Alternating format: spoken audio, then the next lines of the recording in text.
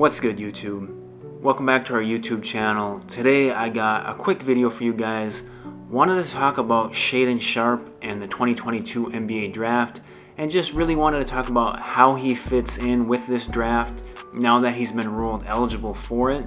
And a lot of major outlets now have started to update their mock drafts and include Shaedon Sharpe in it.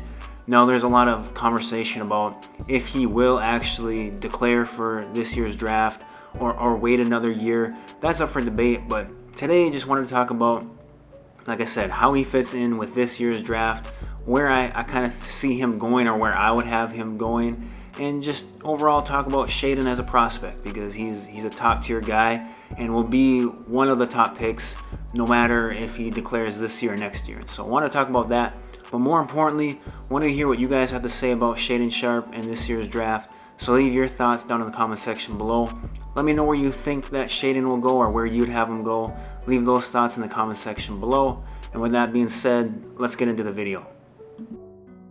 So I guess the big news out of this, or the most important news from this whole thing, is that Shaedon Sharpe is eligible for the 2022 NBA draft.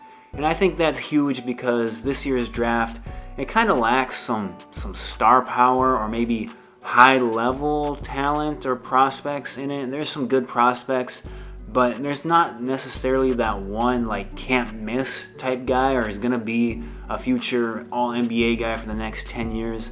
I don't think there's that guy in this year's draft, and so getting another guy who has very high potential, will be a high-level guy in the NBA, I think that's huge for this year's draft and makes it much more interesting. But looking at Shaedon Sharpe just overall throughout his high school career, he's got a great story. It's something that I've talked about on this channel before with Shaedon, but about a year and a half ago, Shaedon was ranked outside the top 100 in his own class, and so Shaedon wasn't even really considered an NBA type guy, but then he just starts blowing up, and as you can see from the clips, I mean, it's pretty clear this guy was probably undervalued or not ranked properly, because the dude just has insane athleticism, insane physical tools, and he's just got a gift for scoring the ball. And so during his last, I guess, summer, heading into his senior year, starts really flying up the rankings.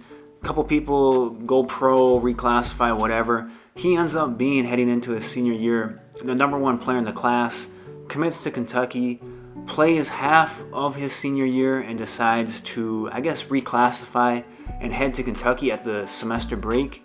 And the ultimate plan for Shaedon was to redshirt that last semester, play the next year, and declare for the draft. But now, with some rumblings that Shaedon may play for Kentucky this year due to some injury problems that Kentucky's had, and him obviously being a very good player and would be able to step in and play, he may end up playing for Kentucky at some point this year. And then with him being eligible and him being someone who is going to be a top 5 type pick, he may end up ultimately just declaring for the draft and only playing not even really half a year at Kentucky. Now, would it be a good idea for Shaedon to play for Kentucky this year? I'm not really sure. I'm not exactly sure and how he would fit in with that Kentucky team. They're just coming off a huge win against Kansas. But like I said, they've had some injury problems, and they may need another guy to step up and provide some meaningful minutes for them. Now, in terms of how that could affect his draft position, I think that's kind of the big question if he was looking at declaring this year. If he doesn't play at all, I still think that he's definitely a top 5 overall type guy in this year's draft. I just think he has insane potential, and like I said before, insane athleticism, physical tools, the scoring ability. He's really developed as someone with the ball in his hands and as a shot creator for himself. His outside shot just keeps getting better, and he keeps getting more consistent with it. And so he fits with today's NBA and the open style that the NBA plays. I think he fits really well with it. Now, if he plays for Kentucky this year and doesn't play well because he's someone who has only been with the program for about a month, maybe month and a half, and just isn't quite in the flow of things with a team that's been playing so long together, you know, and he just kind of just does his thing, but isn't a standout, or maybe he even plays poorly. That could definitely affect his draft position if he's looking at declaring this year, and may not necessarily be the best thing for him. And so I think if he's looking at declaring for the 2022 draft, it may almost be better if he doesn't play for Kentucky. Now, obviously, if he does play for Kentucky and he kills it, and he's one of, if not the best guy on that team, and he looks like a potential, you know, first overall type pick player, then obviously that's going to raise his draft stock. And if that's the case, then I would definitely have him going number 1 in this year's draft. I think he's that type of player.